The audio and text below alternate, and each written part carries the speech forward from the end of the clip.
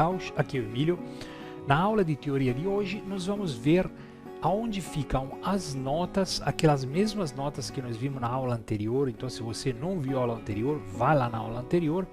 Nós vimos aquelas mesmas notas que a gente pegou, aprendeu e transpôs para dentro do nosso instrumento de cordas. Hoje nós vamos ver elas no piano roll e na partitura.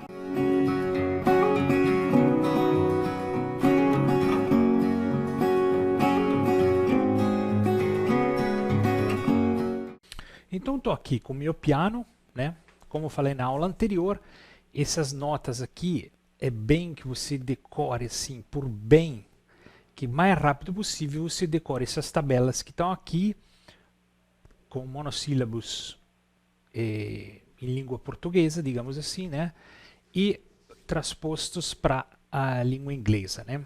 É bom que essas letras fiquem bem claras na tua cabeça, porque, como eu te falei, o que você vai lidar diariamente, como eu falei na aula anterior, o que você vai lidar no seu dia a dia vai ser muito mais com letra do que com monossílabos. Os monossílabos são só para a gente falar, assim, né, aqui em português. Então, por exemplo, eu olho aqui esse B, eu vejo B, mas na minha cabeça tem Si, entendeu? Aqui vejo A, eu não falo A, falo Lá. Aqui vejo G, eu falo Sol, entendeu? Então, o monossílabo ainda existe na comunicação, mas não existe assim mais na escrita, né? Na maneira de se comunicar visualmente, né? Visualmente é tudo desse jeito assim, tá bom? Então, vamos lá. As notas são essas daqui, que estão aqui nessas tabelas, né? Aqui temos os sustenidos bemóis. Espero que vocês já tenham visto a aula anterior, porque não dá para me falar mais nada. Assumo que você já tenha visto a aula anterior, para não ter que repetir tudo de novo, né? Então, essas mesmas notas que eu, na aula anterior, eu transpus, eu coloquei, não transpus, eu coloquei, mostrei para vocês como colocar no instrumento de cordas, no caso guitarra ou violão. Aqui nós vamos ver aonde que elas se encontram no piano roll, que é essa pianola aqui famosa que toda vez a gente vai usar, porque esse aqui é nosso dia a dia, é a coisa visualmente mais clara também para se entender música, e inclusive na notação musical, né? Na pauta de notação musical, como é que elas aparecem na notação musical, ok? Mas vamos lá, sem muitas delongas. Aqui estão as nossas notas, Dó, por exemplo, né? Dó se encontra aqui. Toda vez que está escrito C, aqui no piano, vocês encontram um Dó. Então, se vocês podem observar que o piano tem uma série de repetições, tá vendo? Tem duas notas pretas aqui, três notas pretas aqui, duas notas pretas aqui, três notas pretas aqui, duas, três, duas, três. É sempre a mesma coisa, né? Você repete sempre a mesma coisa. Esses espaços aqui, entre esse Dó aqui e esse Dó aqui, esse Dó aqui, esse Dó aqui, são chamados de oitavas. Tá, vamos começar a decorar de uma vez esses nomes, tá? Oitavas. Imagine assim, o que é oitava? Na verdade, a oitava é o espaço incluído dentro dessas 8 notas, tá vendo? São 8 notas que estão aqui dentro. 1, 2, 3, 4, 5, 6, 7 e 8, né? Inclusive, a última, né, faz parte dessa contagem. Na próxima oitava, a gente conta essa última aqui até a próxima última, enfim. E assim sucessivamente. De Dó a Dó é uma oitava. De Ré a Ré é uma oitava, tá vendo? De Mi a Mi é uma oitava, de Fá a Fá é uma oitava e assim sucessivamente. Ok? O que é uma oitava para você entender? É uma dúzia. Sabe? Quando se fala assim, uma dúzia, me dá uma dúzia disso aqui, me dá uma oitava. Aí é a mesma coisa, é uma forma de medida, digamos assim, né? Uma medida numérica de alguma coisa, tá? Vamos chamar isso aqui de oitava. Tudo bem? Então, dito isso, dentro dessa oitava nós temos as notas bem explicitamente marcadas aqui, bem desenhadas. Dó, Ré, Mi, Fá, Sol, Lá, Si, tá vendo? Dó, Ré, Mi, Fá, Sol, Lá, Si. No nosso piano roll tem mais uma facilitação, tem um número do lado, tá vendo? Esse número significa o quê? Que oitava é essa, né? Nós temos várias oitavas num teclado, né? Um teclado, um piano de 88 teclas tem muitas oitavas. Então aqui ele se referencia à oitava número 5, aqui se referencia à oitava número 6, aqui a oitava número 7 e assim. Lembre-se daquele velho esquema. Essa é a primeira dúzia, essa é a segunda dúzia, né? A terceira dúzia. Me dá uma primeira dúzia de ovos, depois me dá mais outra dúzia de ovos, entendeu? É assim que funciona mais ou menos as oitavas, né? Ok, no piano roll é isso, tá vendo? Aqui tem todas as 88 teclas, tá vendo? Do Dó 1, que é a primeira oitava, até o Dó 10, que é da última oitava, tá bom? Que está até incompleta. Tudo bem? Como falamos na aula das extensões dos instrumentos, falamos que o piano é mais ou menos aquele que abrange toda a extensão das frequências da maioria dos instrumentos, dos mais graves até os mais agudos. Acima de determinada frequência, o ouvido humano não escuta mais. Por isso que as teclas do piano acabam mais ou menos ali, porque mais para frente a gente já começava a entrar em sons que não eram muito audíveis, né? E também nos graves, se continuasse colocando teclas também. Além do que tinha uma limitação física, né? Um pianista tinha dois braços, né? Tem dois braços, então até onde que ele vai, por quanto ele possa se debruçar para cá ou debruçar para lá, não tinha muito como descer ou subir, né? Ok, então vamos ver. As notas estão aqui no piano, né? Tem som. E o que são essas coisas pretas? São os sustenidos e bemóis, tá vendo? Eles ficam exatamente entre Dó e Ré. Olha que bonitinho, fica bem mais assim, claro até, né, de certa forma, do que no violão. Assim, a gente viu no violão, cada casa tem o seu tamanho. Aqui a gente tem uma coisa.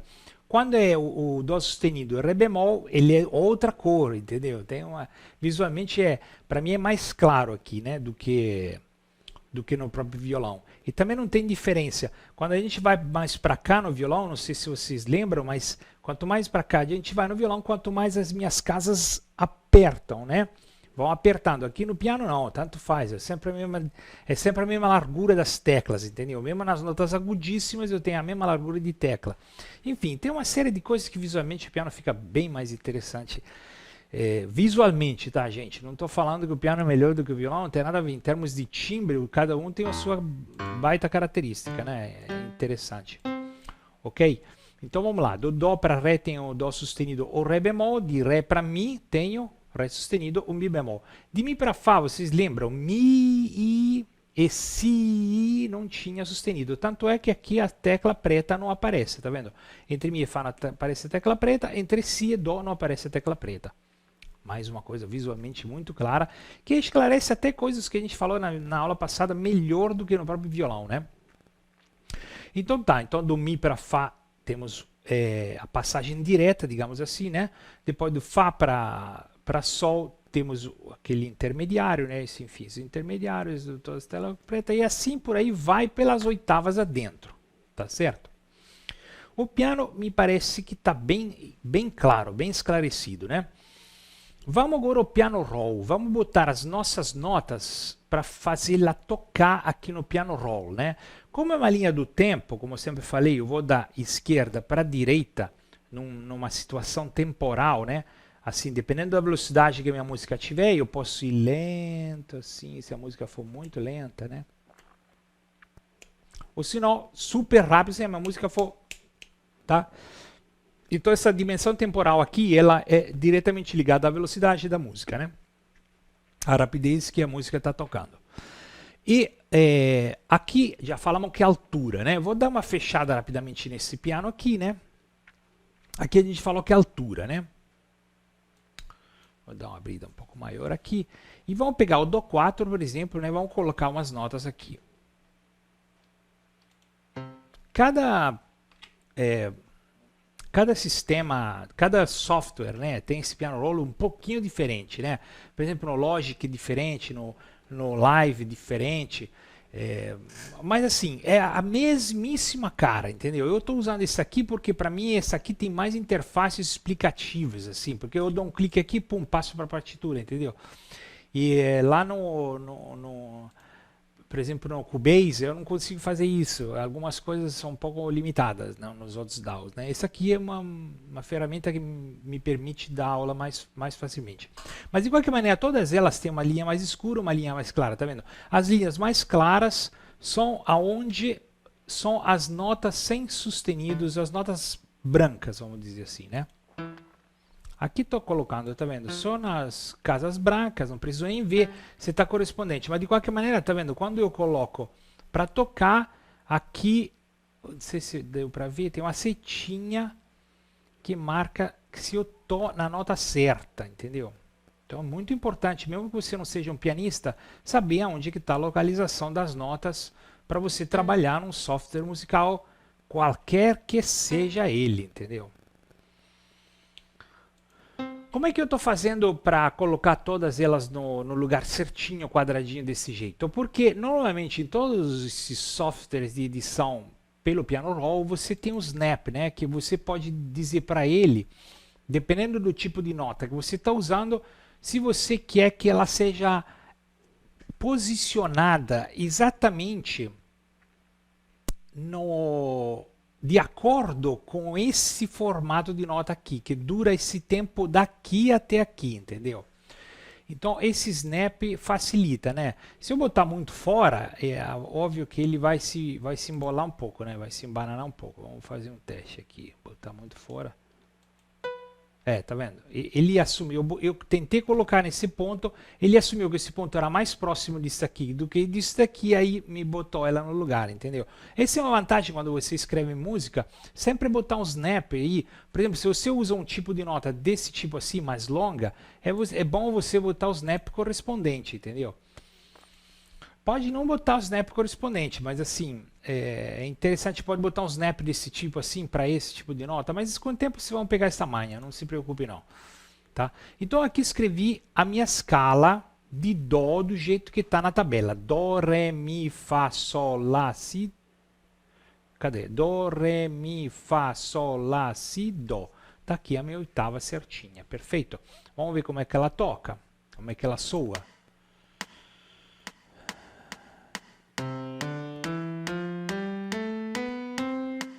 Isso, não precisamos desse metrônomo, não precisamos. Não, vamos tirar ele. Agora vamos ouvir só as notas. Perfeito. E se eu quisesse fazer uma escala descendente, vamos lá fazer a descendente, né?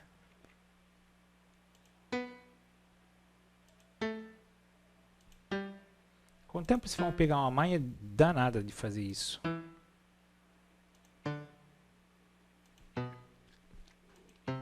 Manusear esse software assim, né? Porque não é esse software especificamente, essa janela aqui, porque é muito importante, tudo de música vai ser feito aqui, tá?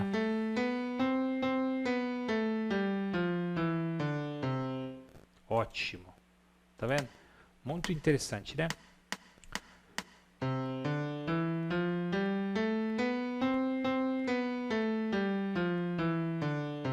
Ok, essas são as minhas notas, tá bom? Vamos voltar para o piano, Big Piano, e vamos ver o que acontece aqui.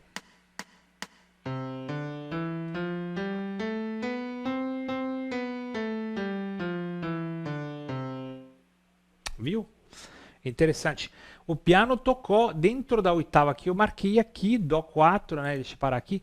Dó 4, né? Até a oitava de Dó 5, subiu até aqui e desceu até aqui. Bem simples, né? Se vocês tiverem um piano no teclado em casa, é interessante vocês praticarem um pouquinho a escala de Dó, né? Subindo e descendo em várias oitavas, né? Essa é uma boa para você até memorizar o nome das notas, enfim. Agora vamos ver o que aconteceu na janela de notação. Isso que aconteceu na notação musical, ok? Essa é minha escala ascendente. Você lembra? Quanto mais as notas ficam em cima, mais agudos os sons. A gente já viu isso nas aulas anteriores, né? Então aqui a minha escala ascendente está subindo, né, para as notas mais agudas. E depois quando chega em cima, repete a última nota e desce novamente até a primeira nota aqui. Voltando, descendendo, ok? Aqui se chama escala ascendente que descendente.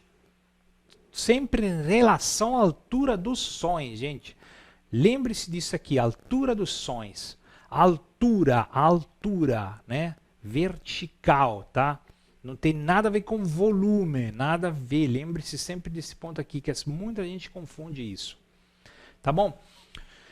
Essas linhas que estão aqui, né? É importante saber, essas linhas aqui, elas são chamadas linhas suplementares. Podem ser em cima e embaixo, suplementares inferiores, suplementares superiores. Tá? Então, para quê? Porque a pentagrama só tem 5 linhas, ok? 5 linhas somente. Então, se eu quer escrever uma nota que está um pouco mais abaixo do que as 5 linhas, preciso fazer como se fosse pegar emprestado um pedacinho de linha e colocar lá. Né? Se fosse mais grave ainda, vai-se mais notas abaixo, entendeu? Tipo aqui, tá vendo? Vou botar uma nota mais abaixo, eu vou botar 2 linhas suplementares. Se essa última nota fosse acima, muito acima, né? Mais alta assim, teria 1, 2 linhas suplementares, 3 linhas suplementares, dependendo de onde você coloca, tá bom? Mas é importante saber que o pentagrama tem 5 linhas e que as notas da nossa escala estão posicionadas seguidas, uma na linha, uma no espaço, uma na linha, uma no espaço, uma na linha, uma no espaço. E assim, sempre sucessivamente. Deixa eu voltar à altura original, tá vendo? Uma na linha, uma no espaço, uma na linha, uma no espaço, uma na linha, uma no espaço, uma na linha, uma no espaço. Quando são notas seguidas assim, desse jeito, se posicionam assim no nosso pentagrama. Mesma coisa descendente, uma no espaço, uma na linha, uma no espaço, uma na linha, uma no espaço, uma na linha. Ok? Então, isso visualmente é o que acontece no pentagrama. Esse formato de nota aqui, ele é um formato relacionado à duração dela, tá? Por enquanto, não vamos falar desses elementos. Por enquanto, eu queria só falar para vocês como são posicionadas as notas no pentagrama, tá? Muito importante frisar aqui sobre esses sinais. Essa aqui é chamada clave, são 2 claves, uma é a clave de Fá e uma é a clave de Sol. O que significa, né? Antigamente isso era uma letra G, essa aqui era uma letra F, né? Que com o tempo, da evolução eram esses monges, né? Da Itália que escreviam essas letras assim, fantasiosas assim, né? E aí, na verdade, aos poucos dos tempos, essa letra G de Sol, né? Justamente G, que vocês sabem que significa Sol, né? Identifica que essa linha aqui é Sol, tá vendo? Então, todas as notas que estão nessa linha são Sol, todas que estão abaixo dela a partir dela se referenciam, estão correspondendo a posicionamento desta, né? Então, o nome do Sol, se esse é Sol, isso aqui vai ser Fá, isso aqui vai ser Mi, isso aqui vai ser Ré, vai ser Dó. Se esse é Sol, isso vai ser Lá, vai ser Si, vai ser Dó, etc e tal, para cima. Tá bom? Então, digamos assim, a clave dá o ponto de referência inicial, por onde as notas todas sobem ou descem, tá? O nome das notas é esse. Na clave de Fá já é diferente. Aqui é um Fá, tá vendo? Aqui na clave de Sol, o Fá estaria aqui, nesse espaço aqui, né? Ou senão aqui em cima. Então muda todo o posicionamento das notas. As notas podem estar até na mesma altura posicionadas assim, mas elas têm nomes completamente diferentes, ou seja, são outros sons, tá bom? Então, só para dar uma pincelada inicial, as claves significam, são praticamente, dão o posicionamento e o nome à nota no pentagrama. Então, é a chave de tudo, digamos assim, a chave de entrada para o negócio, né? Tudo bem? A partitura a gente vai estudar aos pouquinhos e parcimoniosamente com relação às outras coisas, porque eu quero que vocês foquem mais assim no piano roll especificamente e nos instrumentos, tá? Porque a partitura é uma coisa assim que eu vou dar umas pinceladas de vez em quando, mas não vão aprofundar muito. Isso não é um curso de partitura, de notação musical, tá? Então, é importante vocês saberem exatamente, né? Mas se vocês começarem a lidar muito com notas no lugar do piano roll, vocês vão estar realmente escolhendo para aquele lado. Porque a música é muito vasta, entendeu? Se você nortear para uma direção, você não vai ter conseguido abraçar as duas, entendeu?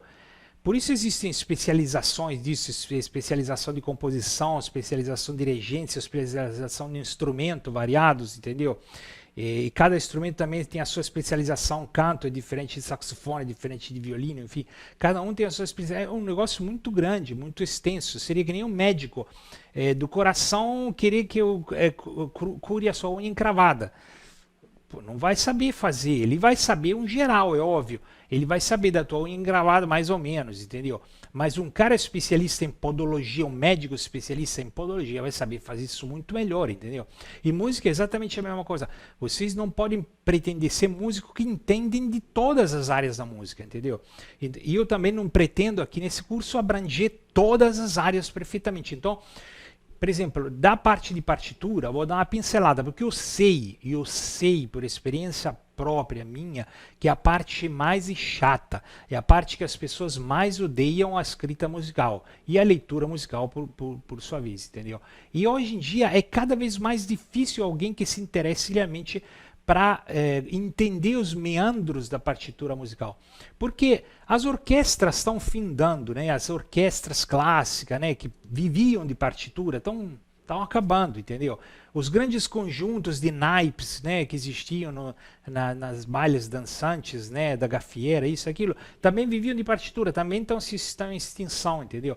Então, provavelmente os grandes concertos clássicos, né, de pianistas e coisa e tal, também estão em fase de extinção, entendeu? Não é que não tem muita sobrevida, entendeu? A música tá rumando definitivamente para uma outra direção.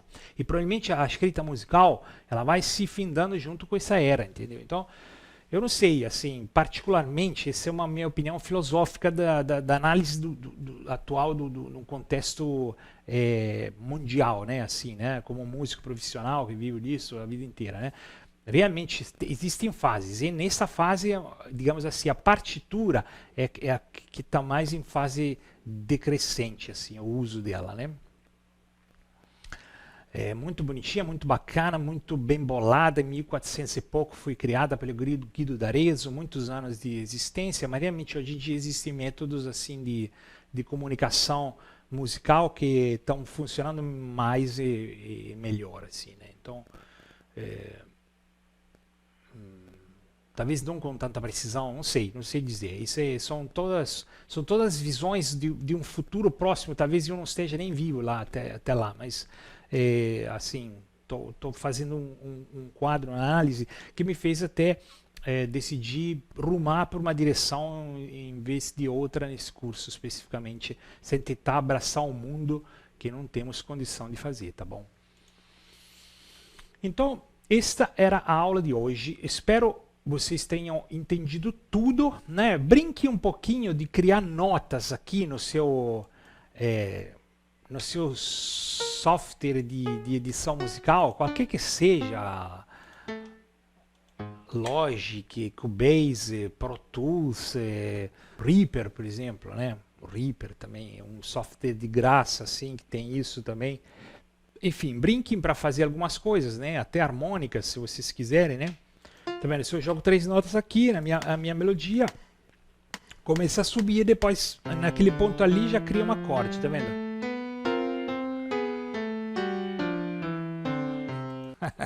A musiquinha vai se formando, entendeu? Essa aqui é uma janela que vocês podem brincar muito. E à medida que vocês vão brincando, vocês vão aprendendo, né? Vão lidando com alturas. Por exemplo, esse som aqui não tá bom, né? Poxa, não gostei desse como soou esse acorde. Vamos tentar fazer um outro acorde para ver se soa melhor, né? Enfim, você vai mexendo com as alturas, né? Aqui facilmente você pode mexer com... Isso, interessante. Aqui você pode mexer com as intensidades facilmente, né? Se lembra? Aqui, se vocês quiserem dar uma jogada nas intensidades aqui, né? Se lembra? Ó, dá uma baixada aqui, uma dinâmica, né, no seu som. Tá vendo? Aqui vai abaixar volume.